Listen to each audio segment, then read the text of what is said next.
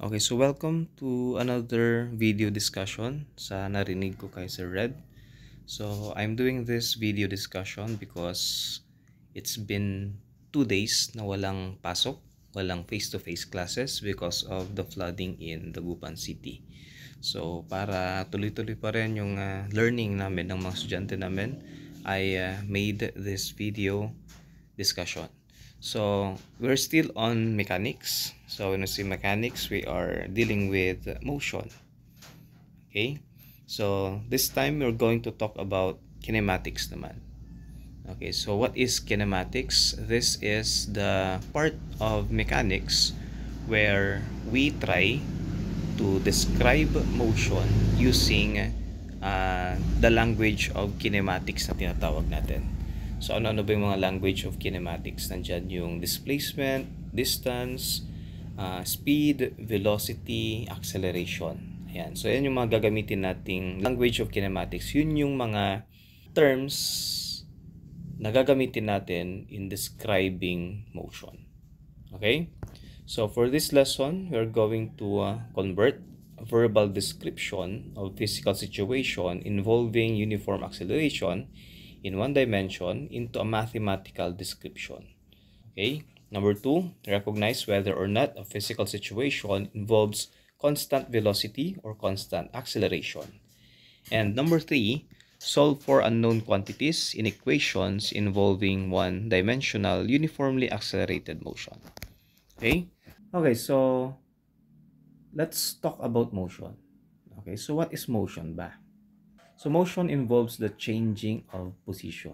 Nagbabago yung position ng isang object. For example, they are moving. Ito naman, sabi this rotary, umiikot. Okay, just like this. The wheels on the bike goes round and round. Okay, or pwede rin siyang oscillating. Just like, okay, oscillating, we say oscillating, pabalik-balik lang siya. Just like the pendulum clock. So let's have some terms. Okay, so the first one is distance. Okay, symbolized by letter D. This refers to how much ground an object has covered during its motion. Gaano kalayo yung distansyang naabot ng isang object habang siya ay gumagalaw. Okay, so it is the length of path traveled by an object. It is a scalar quantity, that means it does not have directions. And the units used in measuring distance in SI is meters or kilometers, while in British imperial units naman ay feet, miles, or yards. Now, to find the total distance of covered by the object, just simply add all the distances given. Okay, since wala naman siyang direction. Okay, so pag-addin mo lang siya. Okay, so let's have this, for example, displacement naman. Okay, what's the difference between distance and displacement? And I know meron na kayo idea dito since na-discuss na natin ito during our discussion sa addition of vectors.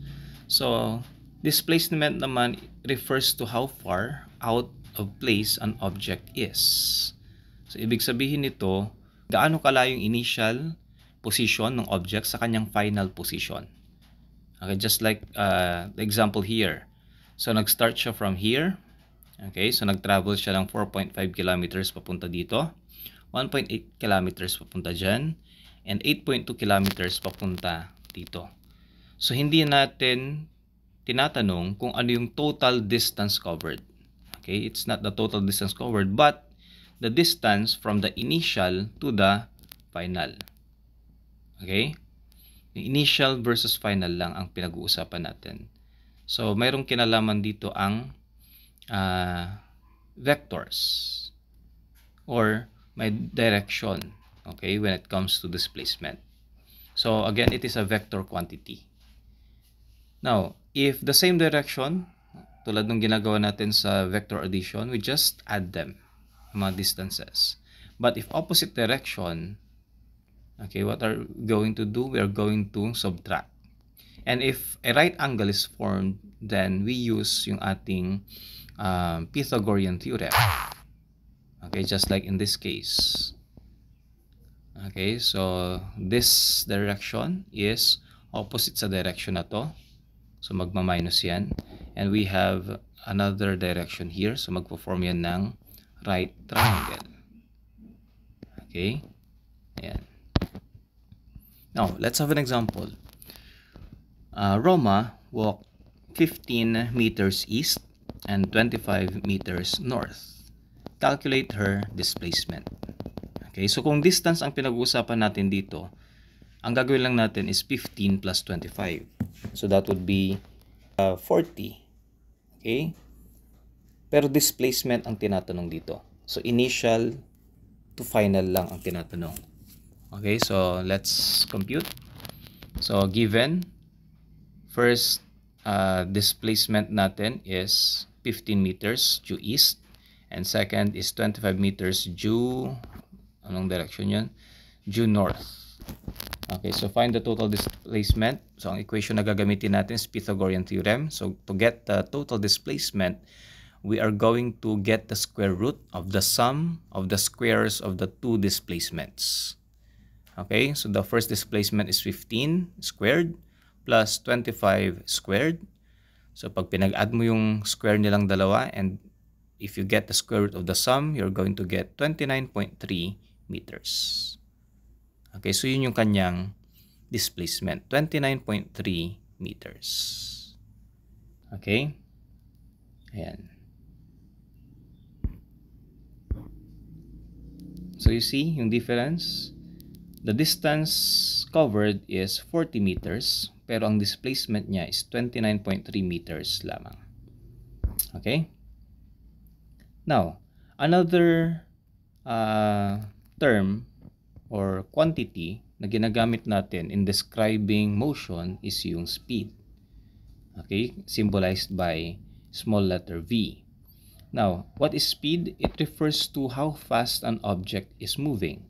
Gaano kabilis yung paggalaw ng isang object.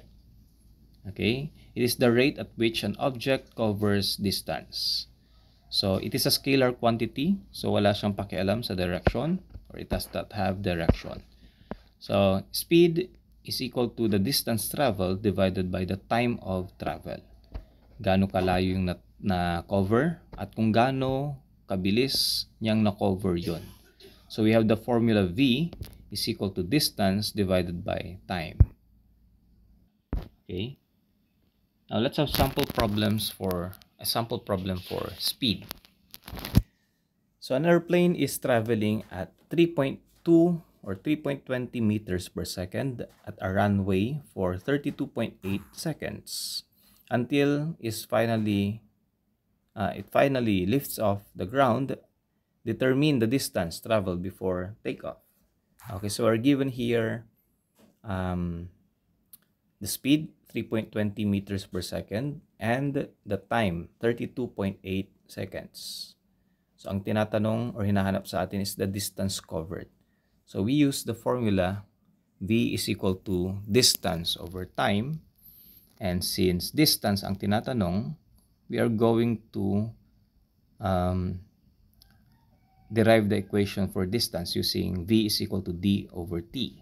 Now we are looking for distance, and the equation is V is equal to D over T. You derive the formula for D by simply cross-multiplying T to the other side katabi ng V. So magiging D is equal to VT, or this one. Okay? So we just input the given values sa ating formula. 3.20 meters per second times 32.8 seconds. Makakancel ang seconds. Maiiwan ay meters, which is the unit for distance. Okay, so the answer here is 3.20 times 32.8 will have 105 meters. So, when we compare yung tinatawag nating instantaneous speed at yung average speed, what are we talking about? Okay, instantaneous speed is the speed at any given instant in time. Okay, well, average speed naman is the average of all instantaneous speeds, or simply you divide the distance covered by the time. Okay? So, kumbaga, kung ikaw ay nagda-drive ng motorsiklo, di kaya ng kotse, the moment you stare at your speedometer, okay, kung ano yung nakalagay na speed doon, that is your instantaneous speed. Okay, like for example, while I am traveling from Dagupan to our house in Bugalyon, the moment na titingin ako dun sa speed ko, yun yung instantaneous speed. Okay, like for example, tumingin ako, naka 60 kilometers per hour ako at one moment, and then later, tumingin ulit ako, nasa 50. Okay, so those are instantaneous speeds. Now, kung kukunin ko lahat ng instantaneous speeds, okay, at a given interval of time, and then I'll get the average of all those, yun yung average speed naman natin. Or simply, i-divide ko lang yung distance na cover ko from Bugalyon to Dagupan, and then kung gaano ako katagal nag-travel from that to that, dun sa dalawang places na yon. Okay, so dun ko makukuha yung average speed. Ayan. Okay, so ganun lang kasimple. Next, let's talk about velocity naman. So velocity, okay, symbolized by italicized small letter V na may arrow sa taas. So that means this is a vector quantity. So, ibig sabihin nito, speed plus direction. So, kumbaga ang velocity speed and then dinagdagan ng direction. So, this refers to the rate at which an object changes its position. Okay, not just simply covering distance, but the change in its position. Okay? So, we have the formula velocity is equal to displacement over time. So, kung mapapansin ninyo, ang pagkakaiba nito sa speed is that instead of distance dito sa taas, ang nakalagay ay displacement.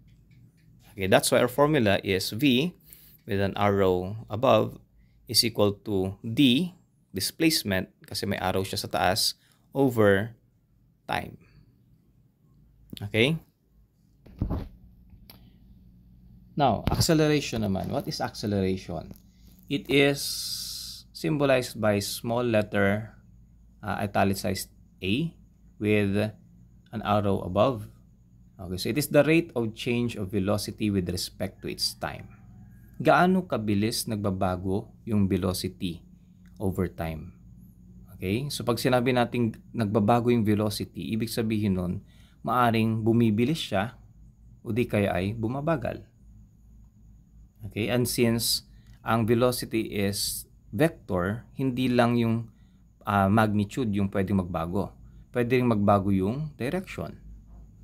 So it's either the change in the speed or the change in direction of an object with respect to its time. So we have the formula, acceleration is equal to delta V over delta T. Delta refers to the change or pagbabago. Okay, so pagbabago sa velocity, bumibilis ba siya o bumabagal? Nagbago ba yung direction niya? Okay, over the change in time. Okay, yung time na it took to change the velocity. So we have another formula for this. Since this is delta, change, so that means we can get it by subtracting the initial velocity from the final velocity. Okay, and the initial time to the final time. Okay, now that's why here in acceleration, ang ating unit is meter per second square or meter, dahil ang unit ng velocity is meter per second at ang unit ng time ay seconds. So that would be meter per second or simply meter per second square. Okay? Ayan. So we have an illustration here. For example, meron tayong bus. Okay? So may bus dito. And the velocity of the bus is towards this direction. Papunta siya sa direction na ito. Okay? However, yung acceleration niya is papunta dito. So what does it mean kung ang acceleration niya ay papunta dito? So that means velocity is decreasing. Okay, bumababa yung velocity niya. At ang tawag natin dyan is deceleration. Pero kung acceleration ay papunta dito, same direction ng velocity, then ibig sabihin nun, velocity is increasing. Okay? Now, in both cases, mapa-acceleration man yan or deceleration, ay may force na nag-act, kaya nagkukos yun na acceleration. Okay? This is explained by Newton's second law of motion. Okay, law of acceleration. I-discuss din natin later. Okay? While here naman, if there's no force acting on the bus, there will be no acceleration and the velocity will be uniform or walang pagbabago sa velocity. Hindi siya bibilis, hindi siya babagal. Okay? Ayan. Now, acceleration. Again, an object is said to be accelerating when, nasabi ko na to kanina, when the magnitude of the velocity changes, pag bumibilis or bumabagal yung isang object. For example, here, the car is moving in the same direction, pero kailangan niyang bumagal because of the speed bumps. So, nagkakaroon siya ng deceleration. Okay? Here naman, what's changing here? Okay, maaring uniform yung ikot niya, hindi naman bumibilis, hindi naman bumabagal yung paggalaw ng mga nakasakay dyan sa merry-go-round na yan. But the object's direction changes, nagbabago yung direction niya. Kung mapapansin, hindi naman straight, paikot-ikot sila. So, all throughout yung paggalaw nila dyan, nagbabago yung kanyang direction. Okay? So, that also causes acceleration. Or, pwede ring pagbago both ang magnitude at ang direction. Ibig sabihin, bibilis at mag-iiba ng direction. Like for example here, okay, sa ating nag-uunahang kotse. Okay, so mag-accelerate siya, bibilisan niya yung kanyang takbo, and the same time, mag-iiba siya ng direction. Liliko siya. Okay, so both magnitude and direction ang nagbabago in that case. Okay? So those are the three cases kung paano mag-accelerate ang isang object. Now, let's have some sample problem. So, Michael is driving his sports car at 30 meters per second when he sees a dog on the road ahead. He slams on the brakes and comes to a stop in 3.0 seconds. What was the acceleration of Michael's car? Okay?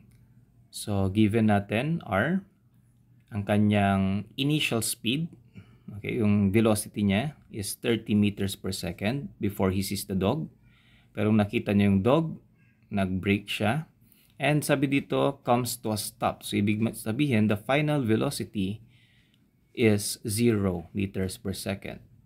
And the time it took, okay, to change the velocity from 30 to 0 is 3.0 seconds. So, what was the acceleration of Michael's car? Okay, so nandiyan yung given natin. Initial velocity is 30 meters per second. Final velocity 0. Time is 3 seconds. We are looking for acceleration. The equation we're going to use is A is equal to VF minus VI over time. So, VF natin is 0. VI natin is 30 meters per second. Subtract natin. That would be negative 30 meters per second. Okay, 0 minus 30 is negative 30. Now, if you divide negative 30 by 3, okay, it would become negative 10 meters per second square. Okay, so ang kanyang acceleration is negative 10. Okay, hindi lang nailagay yung negative dito. But it's negative 10. So, the negative indicates that the acceleration is not the same as the direction of the car. Ibig sabihin, kung negative yan, ibig sabihin, imbis na bumilis, anong nangyari dun sa velocity? Pumagal. It is negative acceleration or it is deceleration. Pag nag-positive naman yan, then that means the acceleration is the same direction as the velocity of the object. So, ibig sabihin, bumilis yung object. Okay, so in this case, negative 10 ang kanyang acceleration. So, that means bumagal siya. Or nag-stop nga in this case. Okay?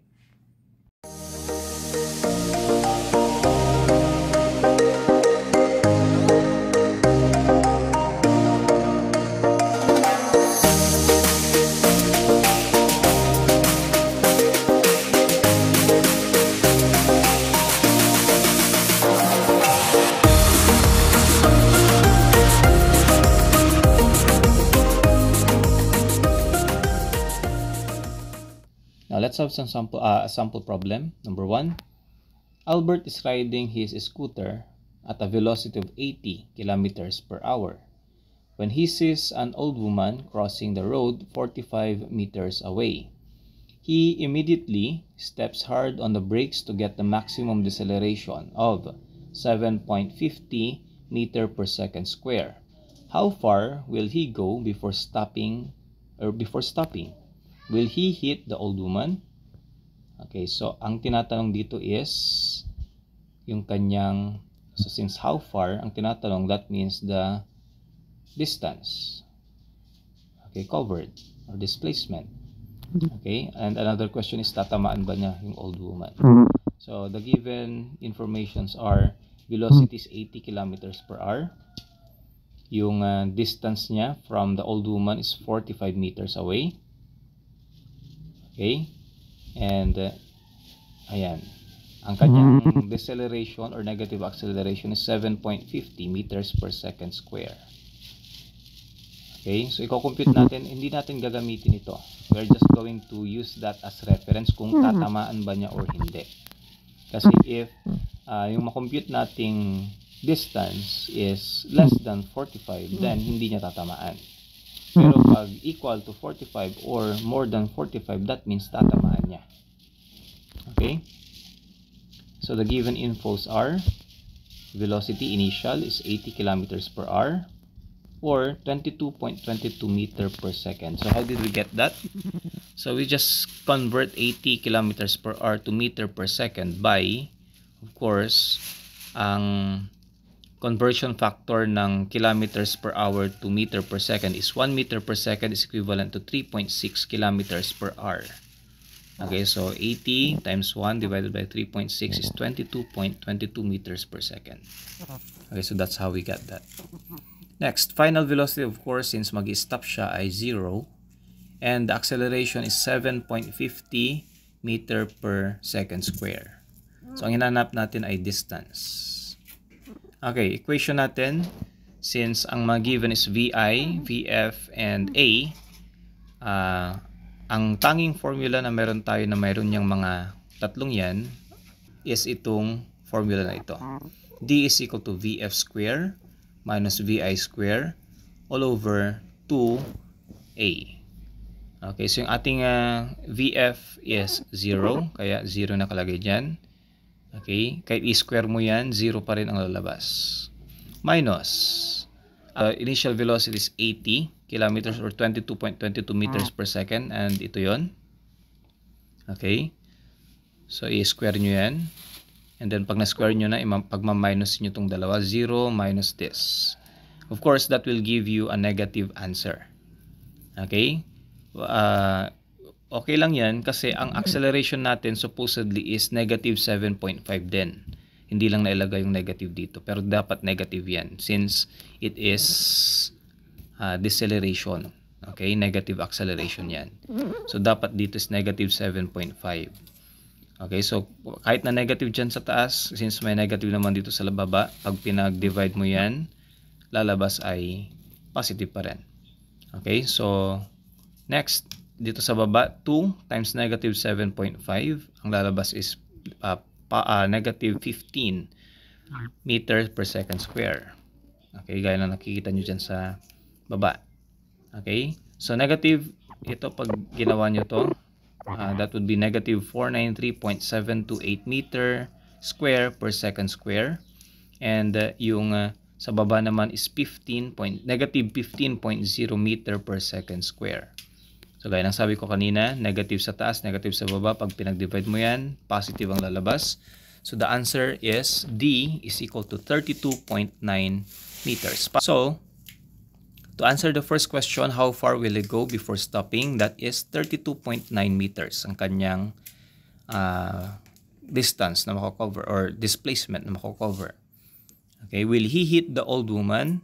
The answer is no, because yung displacement ni Albert is less than 45 meters. Kaya, hindi niya matatamaan yung old woman. Okay? Next question. Okay. Okay, an object starts from rest with an acceleration of 10 meters per second square. How far does it go in 0.5 seconds or in half a second? Okay, so what is its velocity 0.5 seconds later? Okay, so dalawang question natin. So given natin are A, acceleration 10 meter per second square, time is 0.5, and initial velocity, since ang sabi dito is an object starts from rest. So hindi siya gumagalaw initially. So ang initial velocity niya ay 0. Okay, so we are going to look for A, the distance. So how far? Okay, and then the final velocity, VF, after 0.5 seconds. So equations natin for A, since distance ang hinahanap, we can use the formula VIT plus 1/2 AT square. Sa B naman, we're going to use VF is equal to VI plus AT. Okay, so let's answer A muna. So D is equal to VI T plus 1/2 AT square. VI is 0, time is 0.5 seconds, plus 1/2, acceleration is 10 meters per second square, and time is again 0.5 seconds squared. Okay, if you're going to solve that, you're going to get 0 plus 0 dito. Why? 0 times 0.5 will be 0, kaya 0. Dito naman, 10 times 0.5 would be 5. Tama ba? 10 times 0.5 is 5. Tama. Tama ba? Okay. Ay, squared pala to. So, 0.5 squared, that would be 0.25. So, 0.25 times 10 would be 2.5. Okay, and then 2.5 times 1/2. So, madi-divide ulit siya into 2. That would be 1.25. So, 0 plus 1.25 becomes 1.25. So, the distance covered after or within 0.5 seconds is 1.25 meters. Sa letter B naman, okay, to solve that, we use the formula VF is equal to VI plus AT. So VI is 0, acceleration is 10 meter per second square, and time is 500 seconds. Okay, so 0 yan, so cancel na yan. Dito lang tayo mag-focus. 10 times 0.5 would be 5. Okay, meter per second, kasi makakancel yung square dyan. Okay, so final velocity after 0.5 seconds is 5 meters per second.